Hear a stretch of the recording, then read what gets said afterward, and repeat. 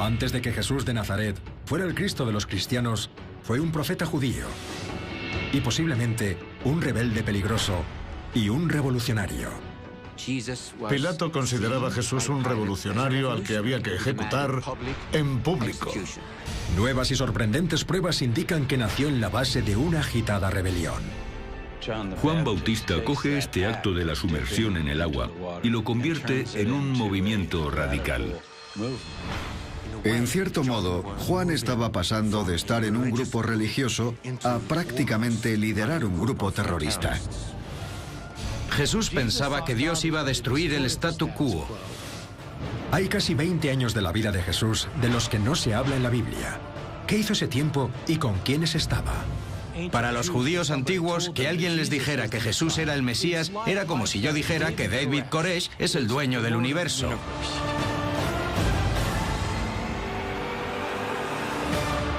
La historia no contada de Jesucristo. Jesús el revolucionario.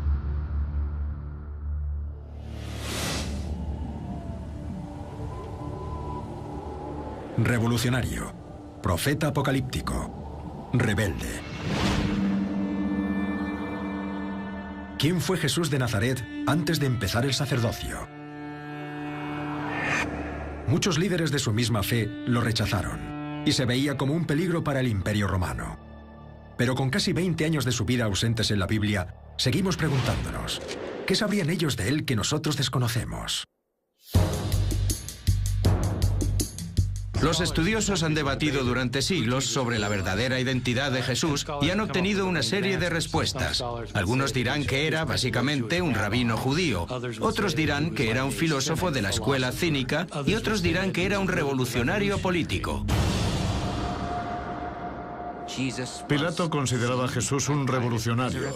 No un incordio sin más, sino un revolucionario al que había que ejecutar en público como escarmiento. No hagáis lo que ha hecho él. Los acontecimientos que llevaron a la muerte de Jesús forman parte de cualquier catequesis. Pero para los historiadores expertos en este periodo, la Biblia calla demasiado. ¿Qué hizo Jesús para que tanto las autoridades estatales como las religiosas quisieran su cabeza? ¿Quién era este profeta y de dónde salió? Una de las mayores incógnitas sobre Jesús es su vida antes de ser un personaje público. Casi no sabemos nada. Conocemos a sus padres, María y José. Sabemos que era de Nazaret, pero no hay más detalles. Hay un pasaje muy bonito de un libro de Chesterton en el que habla de silencio, de los evangelios respecto a los primeros años de Cristo, y dice que es el silencio más elocuente de la historia de la literatura. Y dice, si alguien tuviera que inventarse la historia de Dios hecho hombre, nunca omitiría ese periodo. Se inventaría algo para rellenarlo, pero los evangelios no lo hacen. Lo que hacen los evangelios es presentar a un príncipe de la paz que cumple un destino que va más allá de la historia de los hombres. En el fondo, todo se reduce a la Iglesia velando por los principios de la fe. Su naturaleza superior a la humana, muy superior a la humana. Por más que intentemos arrojar un poco de luz sobre su personalidad, las fuentes escritas del Nuevo Testamento son demasiado escasas. No sabemos ni lo que hizo esos 30 años. En lo que los historiadores creen estar de acuerdo con la Iglesia es en que Jesús se crió en Nazaret, en Galilea. Yo quiero creer que vivió en Nazaret con su madre María y su padre José, aprendiendo un oficio, aprendiendo a trabajar y trabajando un día sí y otro también. Yo creo que eso es lo más importante del ejemplo de Dios encarnándose en el hombre, que la mayor parte de la vida de Jesús fue muy normal, porque casi todos hemos vivido así. Pero la época y el lugar en los que nació Jesús fueron de todo menos normales. La Judea del siglo I estaba asfixiada por la opresión del Imperio Romano y sus reyes clientes locales. Jesús nació en un momento de agitación política, de mucho malestar e injusticia. Roma gobernaba la patria de los judíos con gobernadores clientes. El más famoso fue Herodes el Grande, que reinó en la tierra de los judíos desde el año 37 a.C. hasta su muerte en el 4 a.C.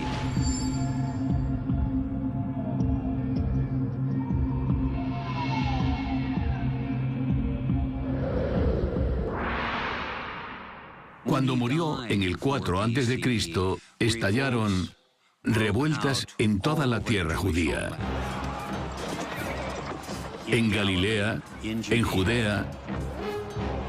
Y lo que provocó esto fue, en parte, la enorme injusticia que conllevaba el dominio romano.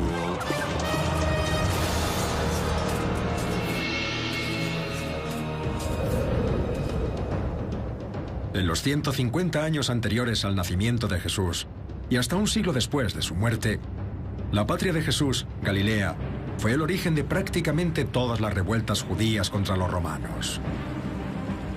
En los primeros 200 años de la ocupación romana de la tierra de los judíos, hubo 4 enormes sublevaciones armadas contra Roma. En el 4 a.C., entre el 66 y el 74, y el 115 y el 117 en el norte de África, y entre el 132 y el 135 después de Cristo, la de Bar Kokhba. Murieron miles de personas en esta insurrección contra el Imperio Romano.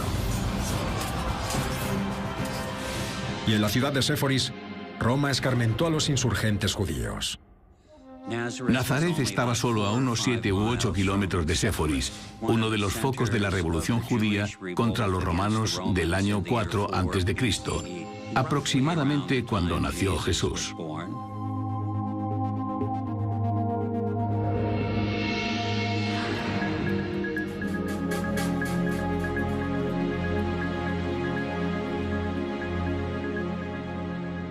Séforis se sublevó.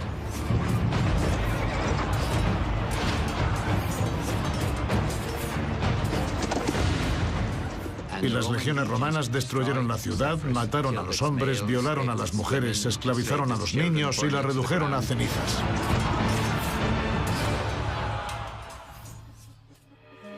La guerra no fue el único castigo que se aplicó a los judíos. Roma también asfixió al país con impuestos opresivos y la regulación del territorio. San Lucas, capítulo 2, versículo 1. Por aquellos días salió un edicto de César Augusto ordenando que se empadronase todo el mundo.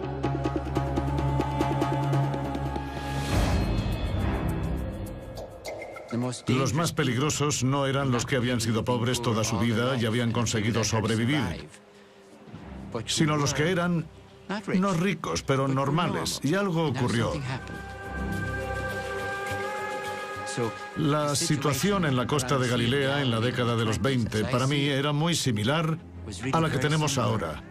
Se suponía que el sueño americano consistía en trabajar duro para vivir mejor.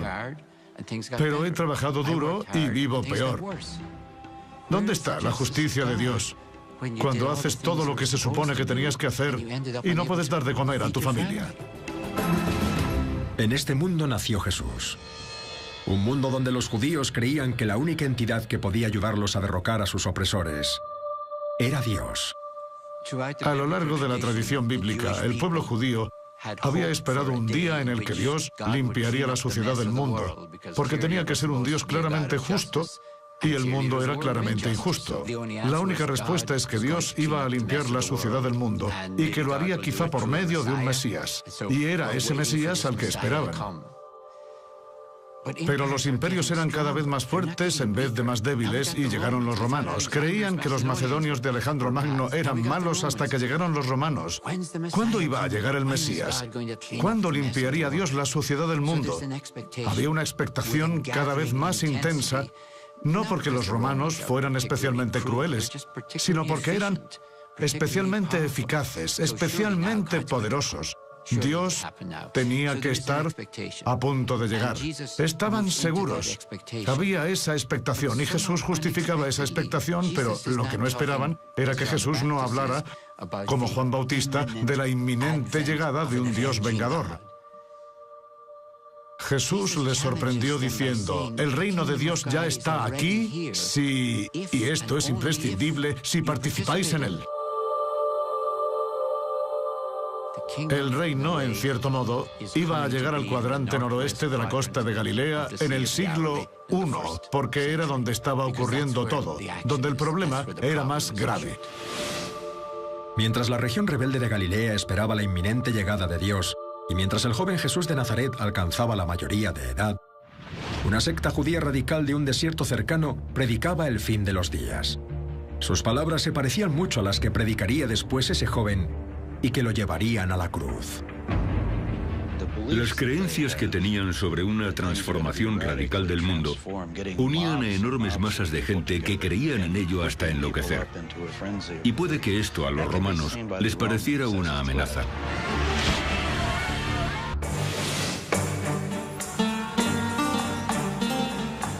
Hoy, Galilea es un destino turístico y su mar, una zona pintoresca de Israel.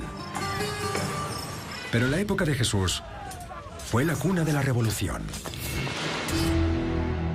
En la época en la que nació Jesús, los romanos estaban allí, atacando Séforis y reduciéndola a cenizas.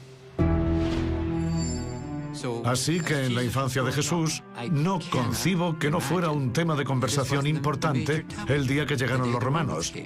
Tuvo que crecer pensando en los romanos, en la violencia, preguntándose dónde estaba Dios.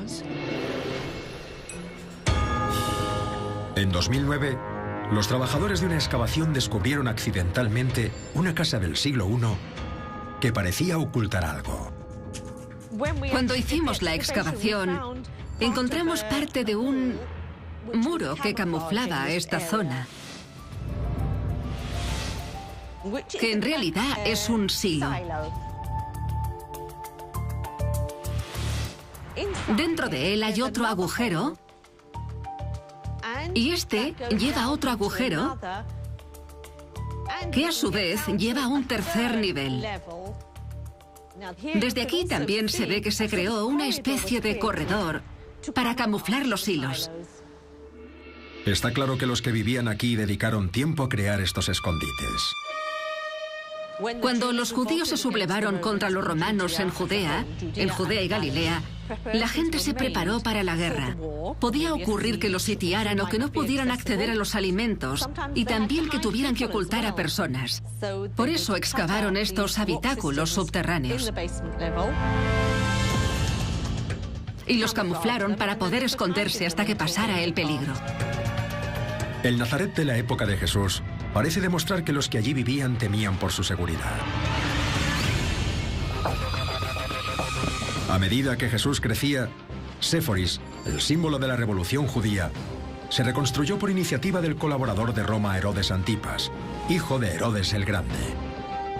Séforis se reconstruyó inmediatamente después de la muerte de Herodes el Grande.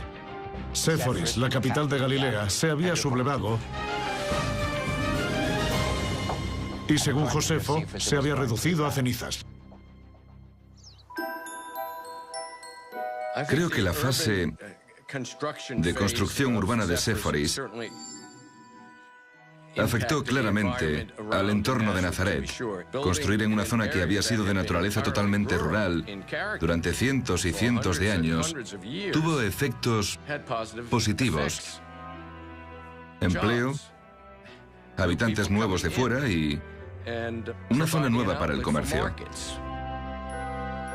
Herodes Antipas tomó Séforis, la reconstruyó y todo volvió a la normalidad. Pero los campesinos tienen buena memoria. No olvidan nada.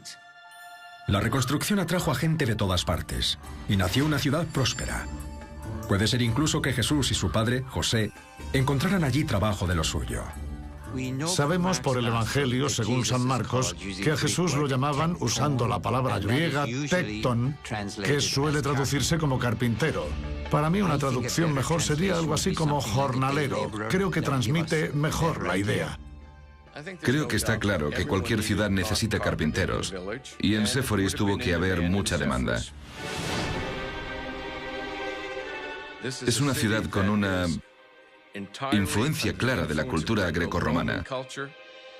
Adoptó un estilo arquitectónico, construyó un teatro, tenía edificios bellos y baños públicos.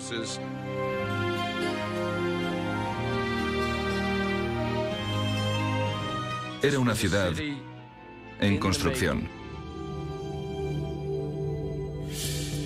Las fastuosas construcciones solo acentuaron la división entre la élite judía rica y los campesinos. Había una serie de grupos judíos con distintas estrategias para abordar la provincia del Imperio Romano en Israel. Uno de ellos eran los fariseos. Era un grupo muy devoto que formaba parte de la sociedad e intentaba preservar el judaísmo. Un segundo grupo fueron los saduceos, una clase mayoritariamente aristocrática formada por los ricos y los poderosos. Estos básicamente colaboraban con el Imperio Romano porque Roma gobernaba a través de ellos. San Mateo, capítulo 16, versículo 6. Tened cuidado y guardaos de la levadura de los fariseos y saduceos. Pero había otro grupo que Jesús no menciona. Un grupo que parece compartir su desprecio hacia los otros dos. Un tercer grupo fueron los esenios.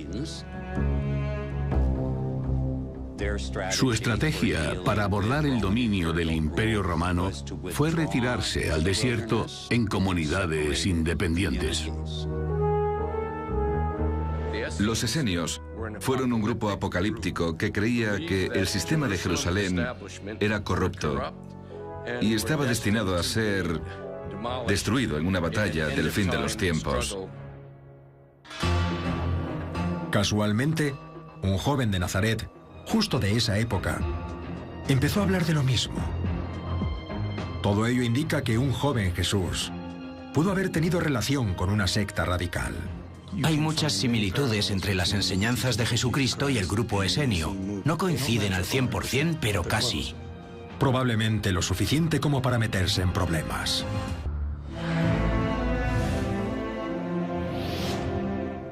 A los 3 días lo encontraron en el templo sentado en medio de los doctores, oyéndolos y preguntándoles. Todos los que le oían estaban admirados de su inteligencia y de sus respuestas.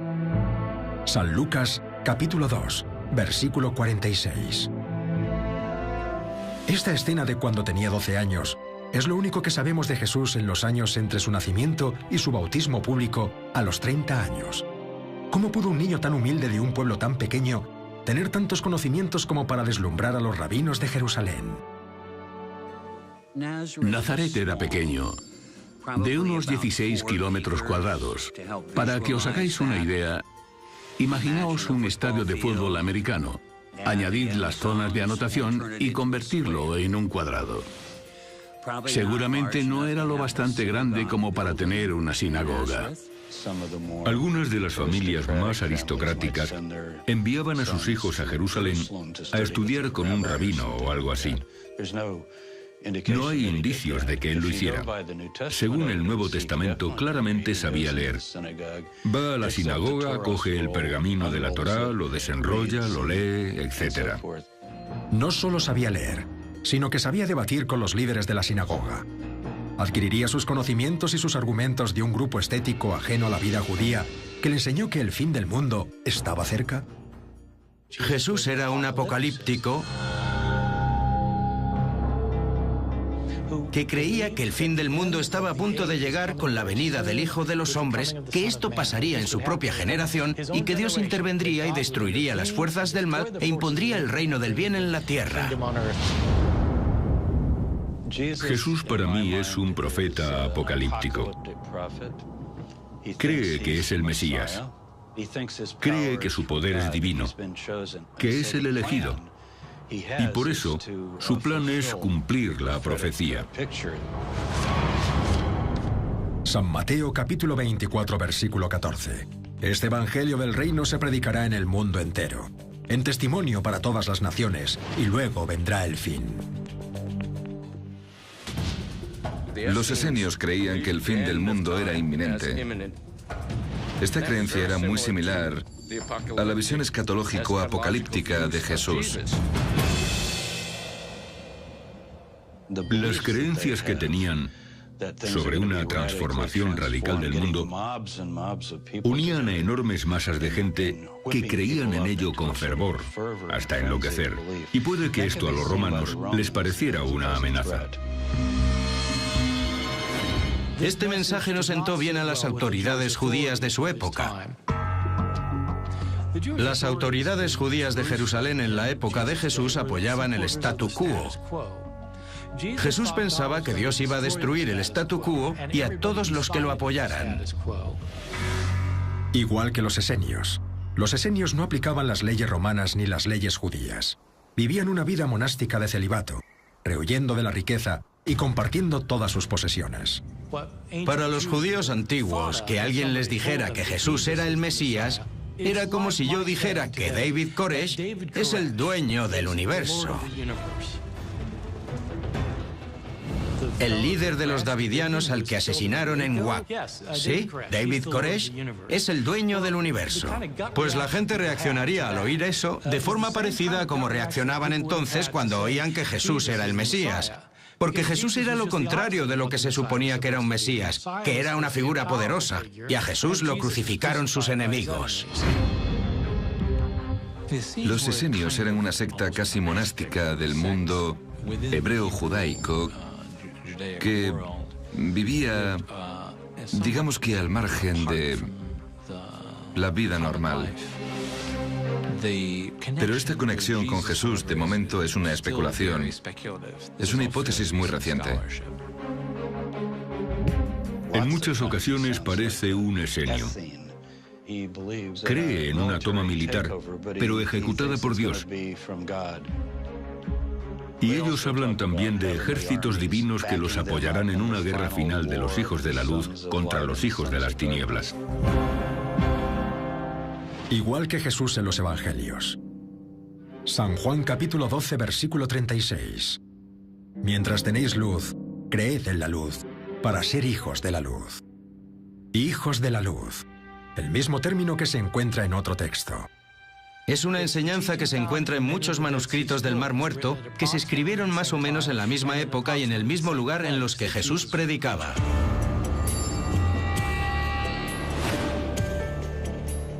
En 1947, un descubrimiento extraordinario en el Qumran, cerca de la costa noroeste del Mar Muerto, abre la posibilidad de saber dónde pasó Jesús sus días en el desierto. Un niño que buscaba una cabra en una cueva descubre lo que muchos creen que es el mayor hallazgo arqueológico del siglo: los primeros manuscritos del Mar Muerto. Muchos de estos manuscritos datan de la época de Jesús, y se cree que fueron la biblioteca de los herméticos esenios. Los esenios buscaban zonas vírgenes y, según las diversas fuentes, se establecieron encima de Ein Gedi, con vistas al Mar Muerto. Y el desierto de Qumran fue donde vivieron los esenios. Era la biblioteca esenia en Qumran, de unos 900 pergaminos que representan la Biblia hebrea de los inicios, porque son de un periodo precanónico. La mayoría de los manuscritos del Qumran se centran en la Biblia hebrea. Cogían un texto de las Escrituras y añadían en el manuscrito: esto significa, y ponían su interpretación e insertaban su lectura escatológico-apocalíptica del texto.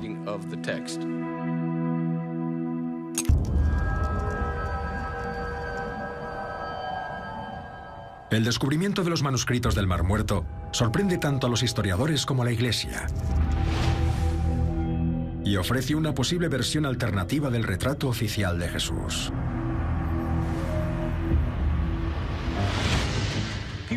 Hoy en día la gente espera que haya muchos escritos sobre Jesús de su propia época. Deberíamos tener partidas de nacimiento o documentos de su juicio, pero la realidad es que no tenemos fuentes de la época de Jesús que digan nada sobre él. Hemos consultado todos los escritos griegos y romanos de la antigüedad que tenemos, y tenemos cientos de poetas, filósofos, historiadores, científicos, personas con epístolas privadas o que ponían inscripciones en los edificios, y no se menciona a Jesús en ninguna fuente fuente griega ni romana. No hay nada y punto. Los primeros escritos del Nuevo Testamento datan de casi el año 30 después de Cristo. Los manuscritos del Mar Muerto se escribieron cuando Jesús vivía entre el 3 a.C. y el 30 después de Cristo. Sabemos por los manuscritos del Mar Muerto que había una comprensión de las escrituras sagradas y dotadas de una autoridad sin parangón quizá en la historia del mundo. Pero desde que se descubrieron, las traducciones de los manuscritos están estrictamente controladas por una única organización: la École Biblique, una institución católica fundada en 1890. En los siguientes 40 años, de los más de 900 textos que hay, la École solo publica los 100 que considera aptos para su publicación. En 1991, la Biblioteca Huntington de California accede clandestinamente a unas imágenes de todos los manuscritos. La École exige su devolución, pero la biblioteca se niega y se las ofrece a unos estudiosos. Lo que estos revelan es una imagen totalmente nueva de una secta y un líder carismático que existieron más o menos en el mismo momento y lugar que Jesús. En los manuscritos del Mar Muerto se habla de un líder, sin mencionar su nombre. Lo llaman el Maestro de la Virtud. Pero hay un diario suyo en uno de los escritos con sus sentimientos y sus ideas. En los manuscritos, el Maestro de la Virtud lleva a los esenios al desierto, donde les pide que renueven su compromiso con Dios. En el versículo 1 del capítulo 4 de San Mateo, Jesús está en una situación similar. Luego Jesús fue conducido por el Espíritu al desierto para ser tentado por el diablo. Algunos hablan de solapamientos entre los manuscritos y las enseñanzas de Jesús, de textos que parecen escritos por Jesús. San Mateo capítulo 5, las bienaventuranzas del Sermón en el Monte, guardan sorprendentes similitudes con un manuscrito llamado La bendición de los sabios. Benditos sean los puros de corazón, que no calumnian con la lengua. Benditos sean los que se aferran a los preceptos de su sabiduría y no las vías de la injusticia. Hay muchas similitudes entre las enseñanzas de Jesucristo y el grupo esenio. No coinciden al 100%, pero casi. Algunos sostienen que el movimiento de Jesús surgió a partir del movimiento esenio. Los escritores del Qumran se solían referir a sí mismos como los pobres y los miembros del camino, igual que Jesús. San Juan capítulo 14, versículo 6. Yo soy el camino, y la verdad, y la vida. Pero algunos creen que en la Biblia hay más pruebas de la pertenencia de Jesús a los esenios. Apuntan a una discrepancia en la traducción de los evangelios canónicos. Una dice que Jesús de Nazaret podía no ser de Nazaret, tal como lo concebimos. Llamamos a Jesús Jesús de Nazaret, pero eso no está escrito en ningún lado. Jesús el Nazareno es la denominación del Nuevo Testamento traducida como Jesús de Nazaret. Aunque Nazareno siempre se ha entendido como un gentilicio, podría significar otra cosa. En el Antiguo Testamento se enumeran todas las ciudades de Israel y Nazaret no está entre ellas. Resulta un poco raro que lo llamaran así. Si se referían a su lugar de origen, habrían dicho Jesús el Galileo, porque la gente sabía dónde está Galilea, no dónde está este pueblo. Hay una facción especial de los esenios que se llamaban nazarenos. Si analizamos el término griego, vemos que se refiere a los nazarenos, que eran unos líderes espirituales muy especiales de los esenios. Pero hay otra conexión entre Jesús y los esenios. Su primo Juan, que pudo haber sido uno de ellos. Basándose en San Lucas, muchos estudiosos dieron por hecho que Juan Bautista se crió en el desierto. El desierto de Judea se extiende hacia el este, desde Jerusalén hasta el Valle del Jordán y el Mar Muerto. Y como los esenios bajaron en esa dirección, es posible que adoptaran a Juan Bautista. Cuando se hizo adulto, realizó sus famosos bautismos en el río Jordán, a pocos kilómetros de las cuevas del Qumran. Yo creo que Juan Bautista era un miembro muy especial de la comunidad esenia. Era, cuando menos, un líder espiritual.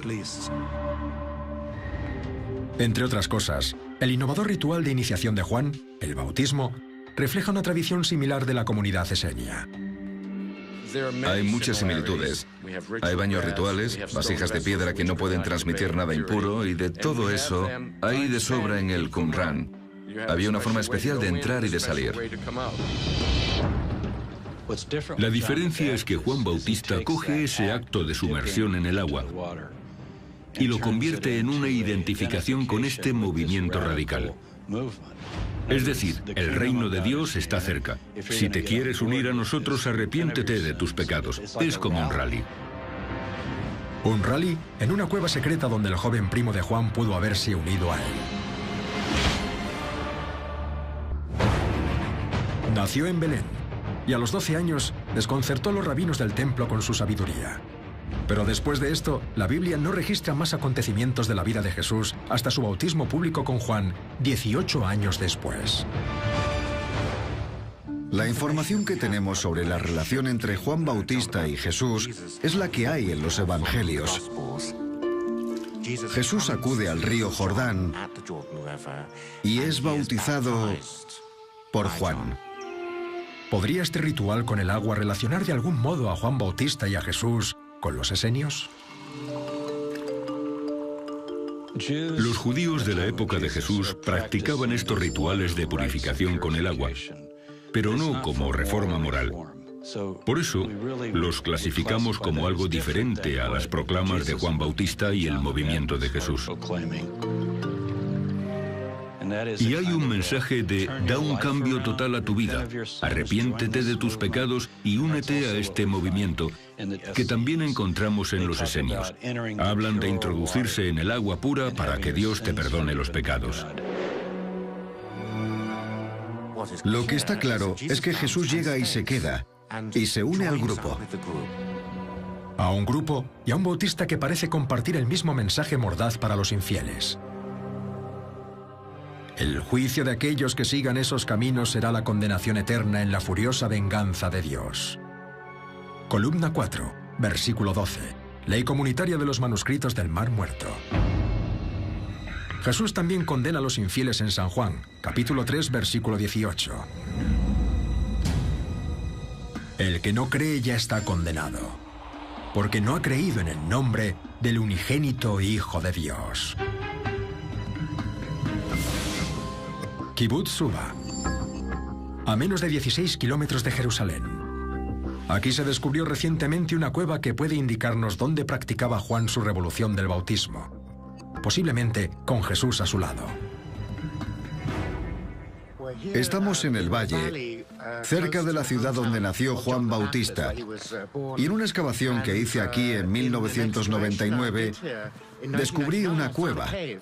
Dentro, el arqueólogo Simon Gibson descubrió cerámicas y piedras desgastadas que datan del siglo VI a.C.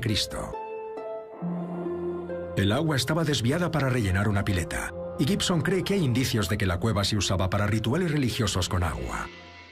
En una zona encontramos estas instalaciones circulares donde podemos ver que rompieron pequeños jarros adrede como parte de este proceso relativo al bautismo con agua. Y detrás de mí hay una piedra muy grande donde se realizaban ungimientos de pies. El hecho de que haya solo espacio para el pie derecho indica que es algo religioso, quizá relativo a un rito de iniciación. Estamos en las inmediaciones de la ciudad natal de Juan Bautista, pero lo más importante es que hay unos dibujos murales que retratan a Juan Bautista y símbolos de Juan Bautista. Estos dibujos, que datan del siglo IV, indican que las generaciones posteriores a la muerte de Juan seguían practicando el bautismo aquí. Hay dos grupos de dibujos que datan del periodo bizantino. Uno de los grupos del muro retrata a Juan Bautista. Otra imagen es de la cabeza de Juan Bautista.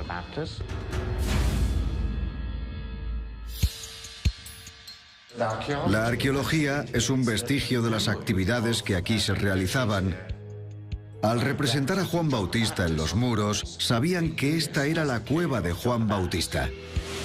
Josefo, el historiador del siglo I, nos dice que Juan y sus ritos bautismales pusieron nervioso a Herodes Antipas, el gobernador de Judea, vasallo de Roma. Si eso es cierto, Jesús podría haber jugado con fuego al asociarse a él. Tras el bautismo público de Jesús en el Jordán, ¿podría haber venido aquí a bautizar junto a Juan como parte de un ritual esenio? En el Evangelio, según San Juan, Juan le pide a Jesús que vaya a la ciudad de Jerusalén a realizar bautismos en su nombre. Entonces, si Juan nació realmente aquí, sería factible que el propio Jesús hubiera venido a la cueva. Además, los bautismos de Juan en el Jordán pudieron tener una importancia especial para esta secta apocalíptica. El acto del bautismo que realizaba Juan Bautista en el lugar en el que Elías había ascendido a los cielos, para mí era una concienciación del retorno de Elías. Y el retorno de Elías podría haber indicado el fin del mundo.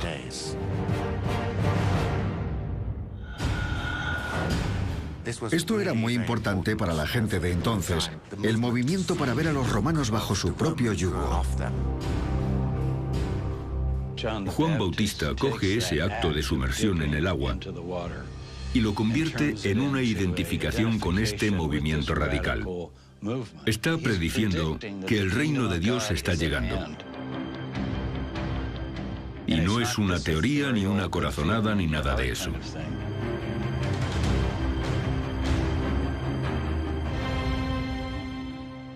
Y claro, las autoridades tendrían miedo porque si alguien decía que se acercaba el fin de los días, la sociedad podría abandonar los aspectos normales de su vida y convertirse en revolucionaria. Juan Bautista le dice a la gente: el reino de Dios está esperando por vuestros pecados, así que vamos a ir al desierto a representar el éxodo. El agua limpia el cuerpo, la penitencia limpia el alma.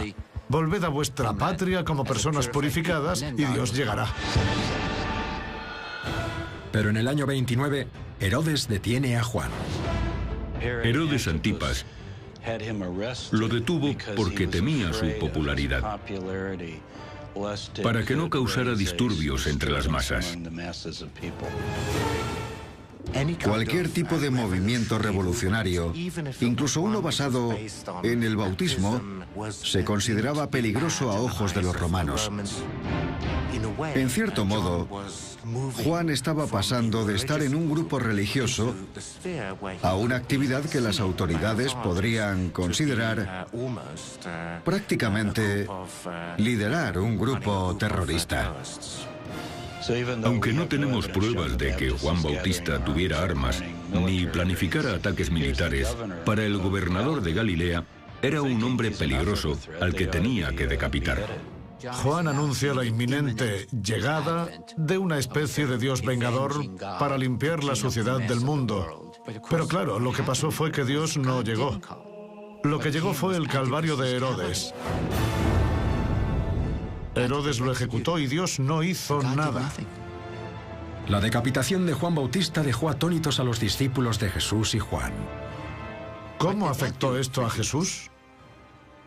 Si Dios iba a venir algún día, ¿por qué Dios no llegó a tiempo para salvar a Juan Bautista? Igual esta idea de la llegada de Dios, igual tenían que replantearla desde cero. Lo que los evangelios dicen es que se enteró de esta muerte terrible y violenta y dijo que se retiraba a un lugar solitario. Lo que parece es que quiere desaparecer un tiempo y replantearse todo. Y justo después, reaparece públicamente. San Mateo capítulo 14, versículo 13. Al saber esto, Jesús se alejó de allí en una barca a un lugar desierto a solas. El desierto, el lugar de los esenios. Y cuando sale del desierto para ir a Jerusalén, va armado con un discurso rebelde sobre un nuevo reino de Dios. Yo soy un estudioso que se toma en serio a Jesús como un profeta apocalíptico y creo que cuando llegó a Jerusalén, la última semana, provocando su detención y exponiéndose a la oposición de las autoridades religiosas y políticas, habría acabado lo que empezó. No creo que quisiera ir al cielo. Creo que dijo que el reino de Dios estaba en la tierra. ¿Era esta la revolución de Jesús? Un hombre criado en una Galilea en guerra, que se había opuesto a la élite judía, que se había aliado con radicales conocidos como Juan.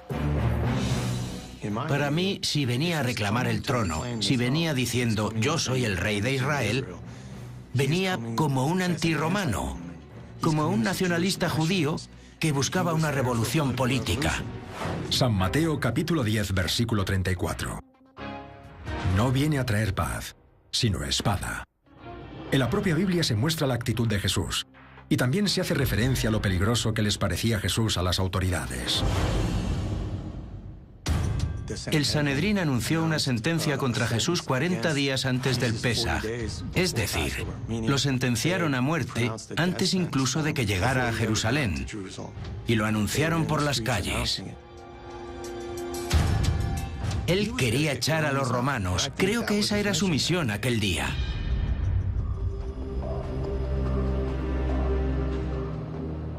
Yo creo que se habría retratado a sí mismo con su comitiva. Recordemos que designa 12 apóstoles y les dice que van a ocupar 12 tronos y gobernar las 12 tribus de Israel. Eran como sus ministros. Yo creo que tenían esperanzas muy realistas de que Dios lo apoyaría y de que lo que vendría después sería algo muy de este mundo. Dios le daría el poder, pero sería una teocracia liderada por él, que estaría rodeado por su comitiva y sus seguidores, que aplicarían el programa que él creía que llegaría, según los profetas hebreos.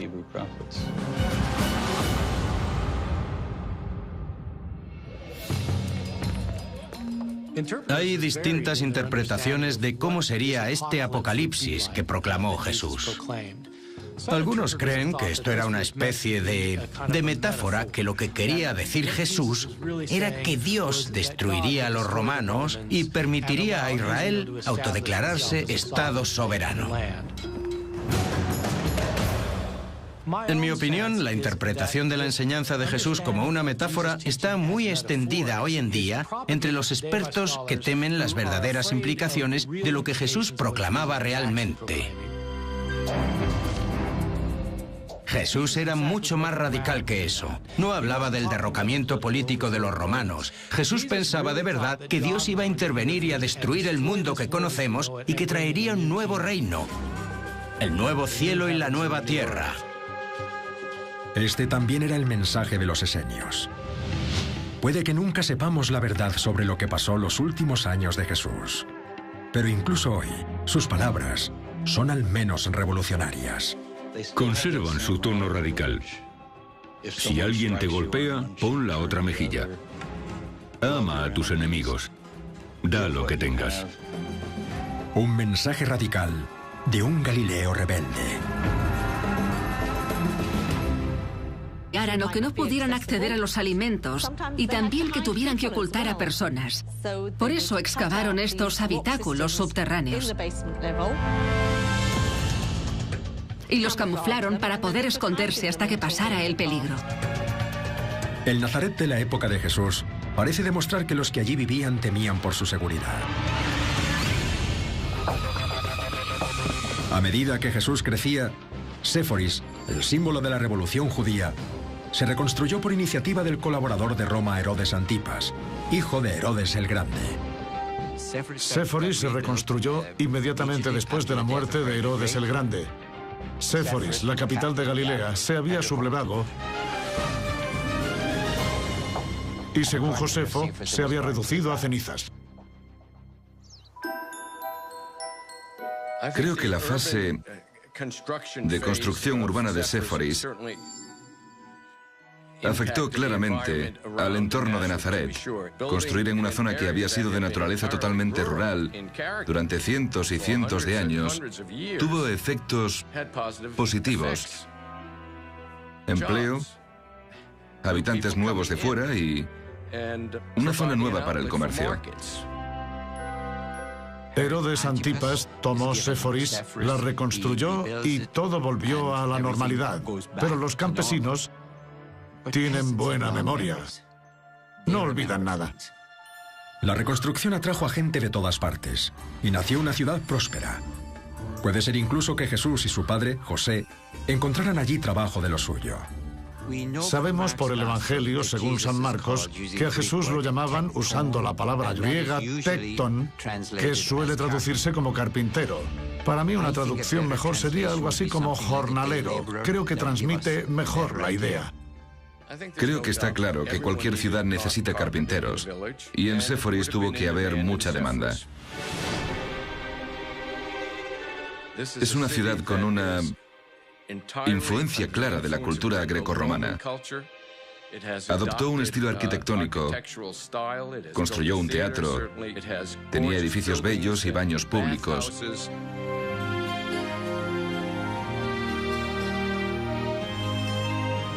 Era una ciudad en construcción.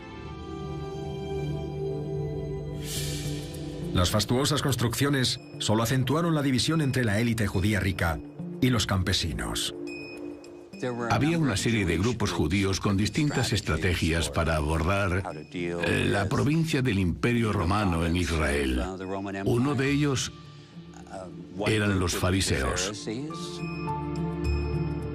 Era un grupo muy devoto a los judíos. Roma también asfixió al país con impuestos opresivos y la regulación del territorio. San Lucas, capítulo 2, versículo 1. Por aquellos días salió un edicto de César Augusto ordenando que se empadronase todo el mundo.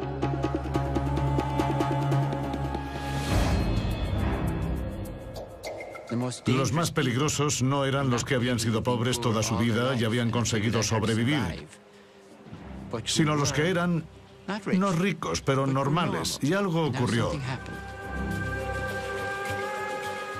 La situación en la costa de Galilea en la década de los 20 para mí era muy similar a la que tenemos ahora. Se suponía que el sueño americano consistía en trabajar duro para vivir mejor.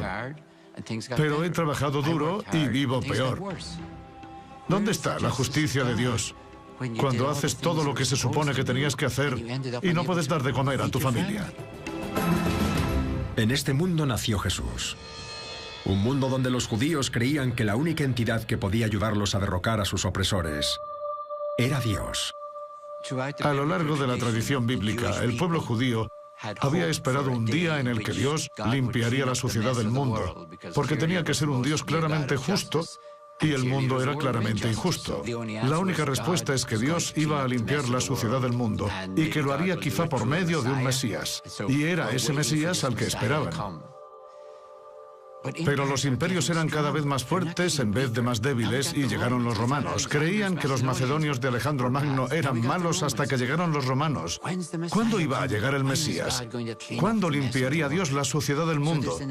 Había una expectación cada vez más intensa, no porque los romanos fueran especialmente crueles, sino porque eran especialmente eficaces, especialmente poderosos. Dios tenía que estar a punto de llegar. Estaban seguros. Había esa expectación y Jesús justificaba esa expectación, pero lo que no esperaban era que Jesús no hablara, como Juan Bautista, de la inminente llegada de un Dios vengador. Jesús les sorprendió diciendo, el reino de Dios ya está aquí si, y esto es imprescindible, si participáis en él. El reino, en cierto modo, iba a llegar al cuadrante noroeste de la costa de Galilea en el siglo I, porque era donde estaba ocurriendo todo, donde el problema era más grave. Mientras la región rebelde de Galilea esperaba la inminente llegada de Dios, y mientras el joven Jesús de Nazaret alcanzaba la mayoría de edad, una secta judía radical de un desierto cercano predicaba el fin de los días. Sus palabras se parecían mucho a las que predicaría después ese joven y que lo llevarían a la cruz. Para que no causara disturbios entre las masas.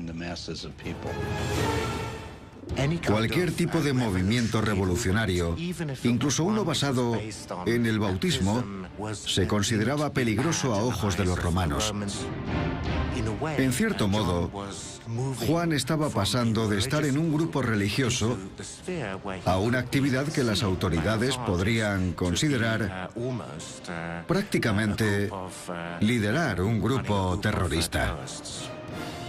Aunque no tenemos pruebas de que Juan Bautista tuviera armas ni planificara ataques militares, para el gobernador de Galilea era un hombre peligroso al que tenía que decapitar. Juan anuncia la inminente llegada de una especie de Dios vengador para limpiar la suciedad del mundo. Pero claro, lo que pasó fue que Dios no llegó. Lo que llegó fue el calvario de Herodes. Herodes lo ejecutó y Dios no hizo nada. La decapitación de Juan Bautista dejó atónitos a los discípulos de Jesús y Juan. ¿Cómo afectó esto a Jesús?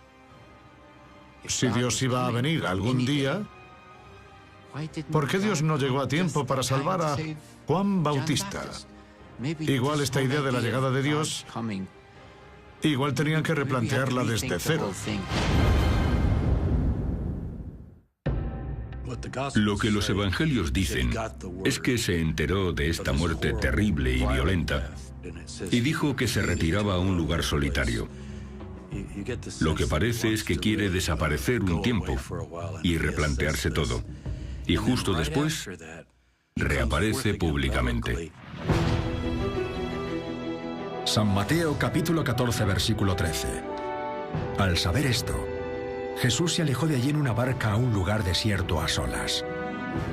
El desierto, el lugar de los esenios. Y cuando sale del desierto para ir a Jerusalén, va armado con un discurso rebelde sobre un nuevo reino de Dios. Yo soy un estudioso que se toma en serio a Jesús como un profeta apocalíptico y creo que cuando llegó a Jerusalén, la última semana, provocando su detención y exponiéndose a la oposición de las autoridades religiosas y políticas, habría acabado lo que empezó. No creo que quisiera ir al cielo. Creo que dijo que el reino de Dios estaba en la tierra. ¿Era esta la revolución de Jesús? Un hombre criado en una Galilea en guerra, que se había opuesto a la élite judía, que se había aliado con radicales conocidos, como Juan. Para mí, si venía a reclamar el trono, si venía diciendo yo soy el rey de Israel, venía como un antirromano, como un nacionalista judío que... Era un grupo muy devoto que formaba parte de la sociedad e intentaba preservar el judaísmo. Un segundo grupo fueron los saduceos, una clase mayoritariamente aristocrática formada por los ricos y los poderosos. Estos básicamente colaboraban con el Imperio Romano porque Roma gobernaba a través de ellos. San Mateo, capítulo 16, versículo 6.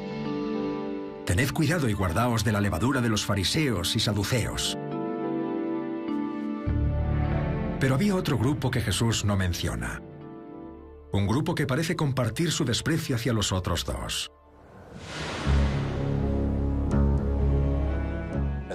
Un tercer grupo fueron los esenios.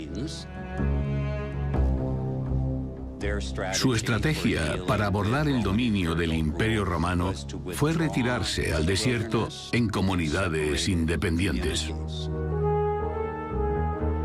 Los esenios fueron un grupo apocalíptico que creía que el sistema de Jerusalén era corrupto y estaba destinado a ser destruido en una batalla del fin de los tiempos. Casualmente, un joven de Nazaret, justo de esa época, empezó a hablar de lo mismo. Todo ello indica que un joven Jesús pudo haber tenido relación con una secta radical. Hay muchas similitudes entre las enseñanzas de Jesucristo y el grupo esenio. No coinciden al 100%, pero casi. Probablemente lo suficiente como para meterse en problemas.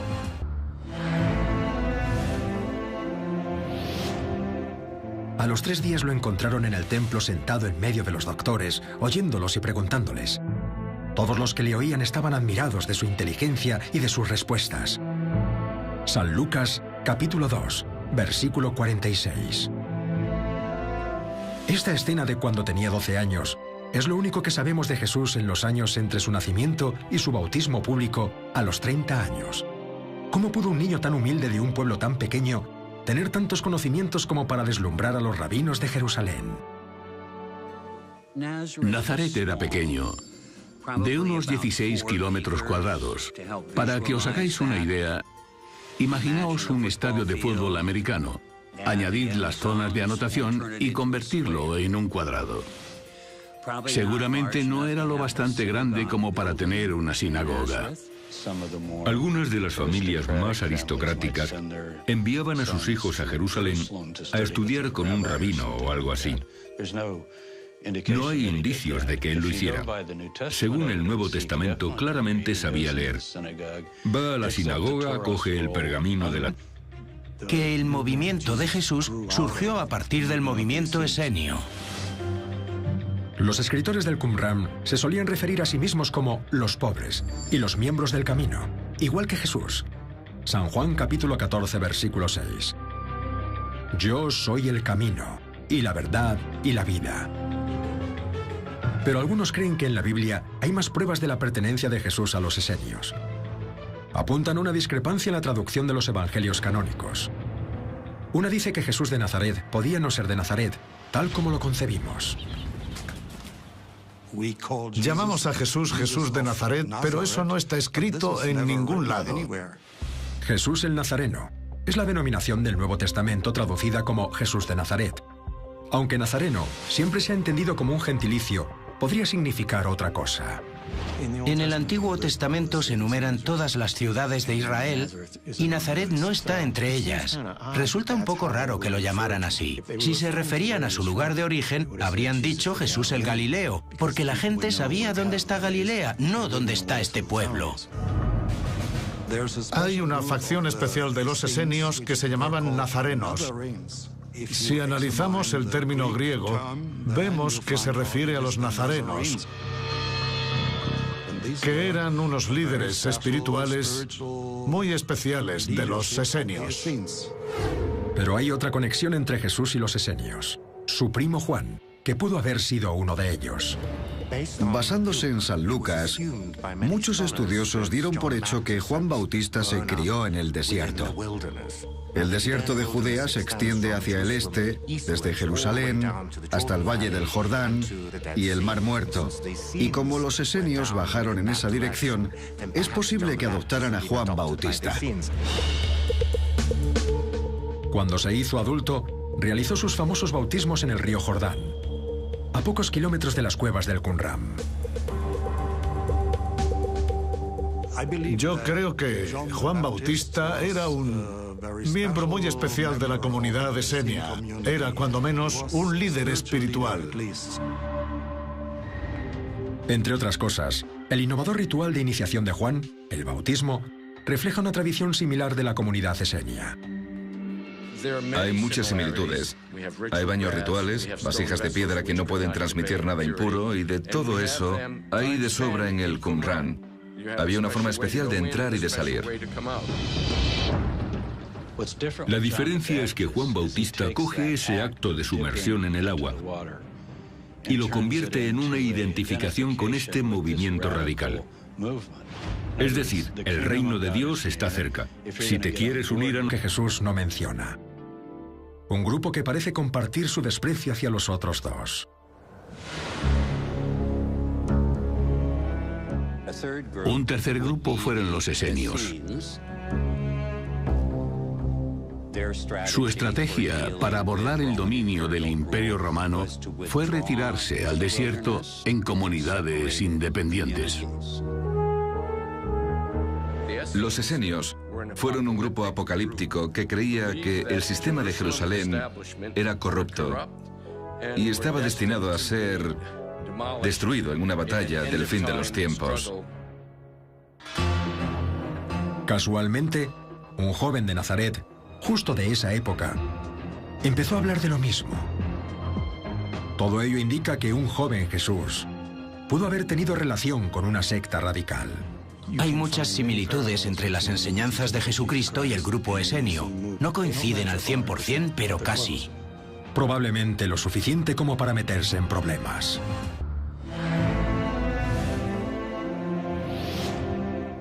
A los 3 días lo encontraron en el templo sentado en medio de los doctores, oyéndolos y preguntándoles.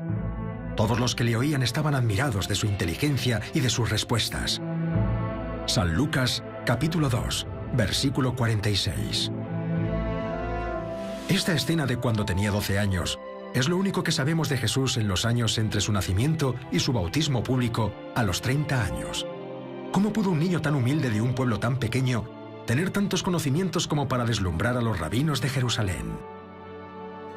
Nazaret era pequeño, de unos 16 kilómetros cuadrados. Para que os hagáis una idea, imaginaos un estadio de fútbol americano. Añadid las zonas de anotación y convertirlo en un cuadrado. Seguramente no era lo bastante grande como para tener una sinagoga. Algunas de las familias más aristocráticas enviaban a sus hijos a Jerusalén a estudiar con un rabino o algo así. No hay indicios de que él lo hiciera.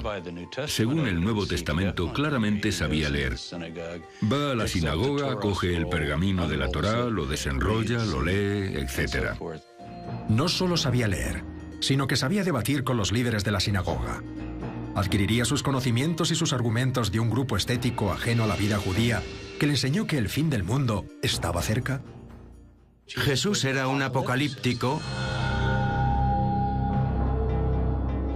que creía que el fin del mundo estaba a punto de llegar con la venida del Hijo de los Hombres, que esto pasaría en su propia generación y que Dios intervendría y destruiría las fuerzas del mal e impondría el reino del bien en la tierra. Y Sumar, una zona pintoresca de Israel. Pero la época de Jesús fue la cuna de la revolución. En la época en la que nació Jesús, los romanos estaban allí atacando Séforis y reduciéndola a cenizas. Así que en la infancia de Jesús no concibo que no fuera un tema de conversación importante el día que llegaron los romanos. Tuvo que crecer pensando en los romanos, en la violencia, preguntándose dónde estaba Dios. En 2009, los trabajadores de una excavación descubrieron accidentalmente una casa del siglo I que parecía ocultar algo. Cuando hicimos la excavación, encontramos parte de un muro que camuflaba esta zona, que en realidad es un silo. Dentro de él hay otro agujero y este lleva a otro agujero que a su vez lleva a un tercer nivel. Desde aquí también se ve que se creó una especie de corredor para camuflar los hilos. Está claro que los que vivían aquí dedicaron tiempo a crear estos escondites. Cuando los judíos se sublevaron contra los romanos en Judea y Galilea, la gente se preparó para la guerra. Podía ocurrir que los sitiaran o que no pudieran acceder a los alimentos y también que tuvieran que ocultar a personas. Por eso excavaron estos habitáculos subterráneos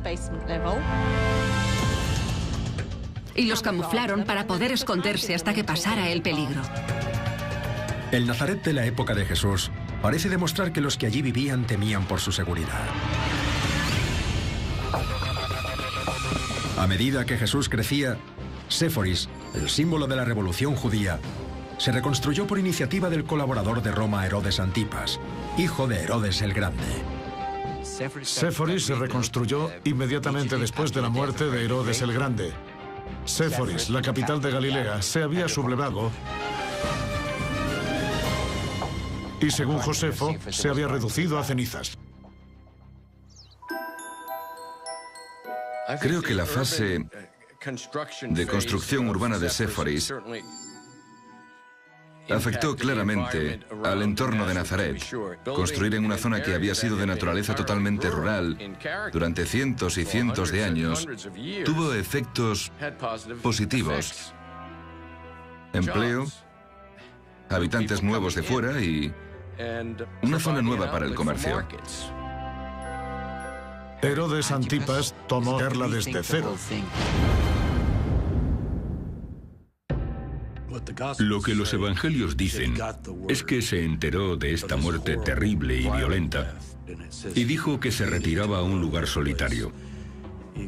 Lo que parece es que quiere desaparecer un tiempo y replantearse todo. Y justo después, reaparece públicamente. San Mateo capítulo 14 versículo 13. Al saber esto, Jesús se alejó de allí en una barca a un lugar desierto a solas. El desierto, el lugar de los esenios.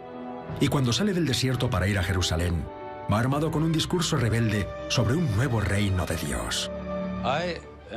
Yo soy un estudioso que se toma en serio a Jesús como un profeta apocalíptico y creo que cuando llegó a Jerusalén, la última semana, provocando su detención y exponiéndose a la oposición de las autoridades religiosas y políticas, habría acabado lo que empezó. No creo que quisiera ir al cielo. Creo que dijo que el reino de Dios estaba en la tierra. ¿Era esta la revolución de Jesús? Un hombre criado en una Galilea en guerra, que se había opuesto a la élite judía, que se había aliado con radicales conocidos, como Juan. Para mí, si venía a reclamar el trono, si venía diciendo yo soy el rey de Israel, venía como un antirromano, como un nacionalista judío que buscaba una revolución política. San Mateo capítulo 10 versículo 34. No viene a traer paz, sino espada. En la propia Biblia se muestra la actitud de Jesús, y también se hace referencia a lo peligroso que les parecía Jesús a las autoridades. El Sanedrín anunció una sentencia contra Jesús 40 días antes del Pesaj. Es decir, lo sentenciaron a muerte antes incluso de que llegara a Jerusalén. Y lo anunciaron por las calles. Él quería echar a los romanos. Creo que esa era su misión aquel día.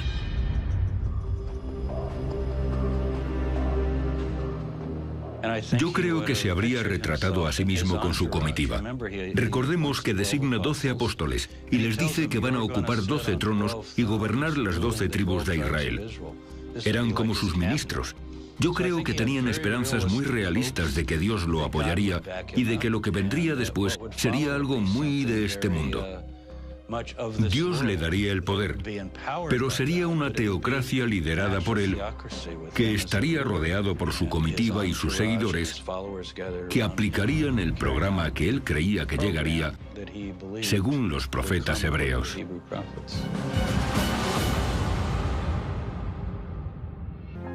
Una de las mayores incógnitas sobre Jesús es su vida antes de ser un personaje público.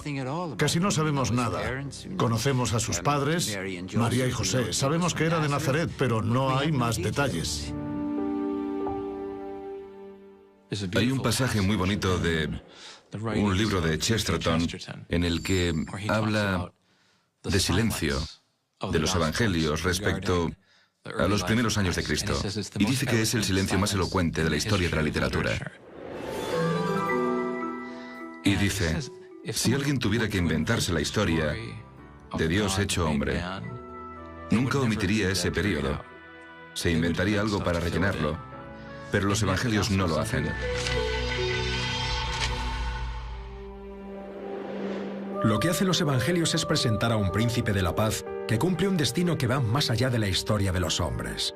En el fondo, todo se reduce a la Iglesia velando por los principios de la fe. Su naturaleza superior a la humana, muy superior a la humana. Por más que intentemos arrojar un poco de luz sobre su personalidad, las fuentes escritas del Nuevo Testamento son demasiado escasas. No sabemos ni lo que hizo esos 30 años. En lo que los historiadores creen estar de acuerdo con la Iglesia es en que Jesús se crió en Nazaret, en Galilea. Yo quiero creer que vivió en Nazaret con su madre María y su padre José, aprendiendo un oficio, aprendiendo a trabajar y trabajando un día sí y otro también. Yo creo que eso es lo más importante del ejemplo de Dios encarnándose en el hombre, que la mayor parte de la vida de Jesús fue muy normal, porque casi todos hemos vivido así. Pero la época y el lugar en los que nació Jesús fueron de todo menos normales. La Judea del siglo I estaba asfixiada por la opresión del Imperio Romano y sus reyes clientes locales. Jesús nació en un momento de agitación política, de mucho malestar e injusticia. Roma gobernaba la patria de los judíos con gobernadores clientes. El más famoso fue Herodes el Grande, que reinó en la tierra de los judíos desde el año 37 a.C. hasta su muerte en el 4 a.C.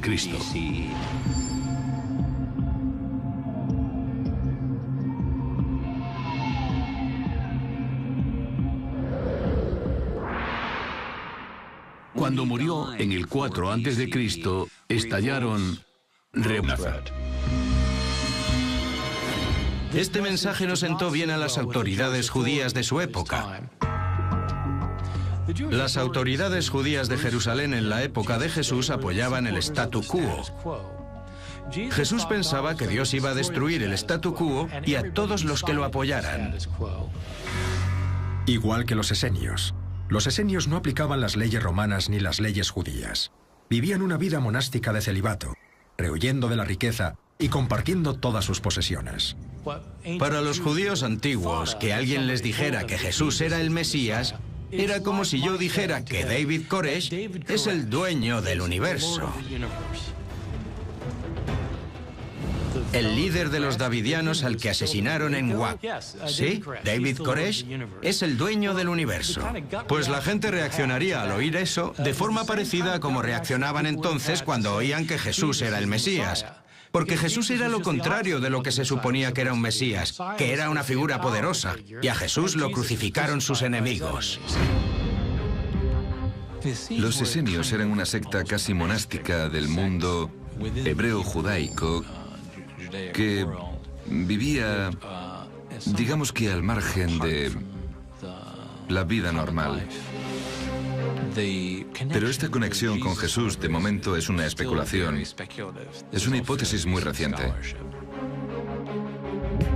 En muchas ocasiones parece un esenio. Cree en una toma militar, pero ejecutada por Dios. Y ellos hablan también de ejércitos divinos que los apoyarán en una guerra final de los hijos de la luz contra los hijos de las tinieblas. Igual que Jesús en los Evangelios. San Juan capítulo 12, versículo 36. Mientras tenéis luz, creed en la luz, para ser hijos de la luz. Hijos de la luz. El mismo término que se encuentra en otro texto. Es una enseñanza que se encuentra en muchos manuscritos del Mar Muerto que se escribieron más o menos en la misma época y en el mismo lugar en los que Jesús predicaba.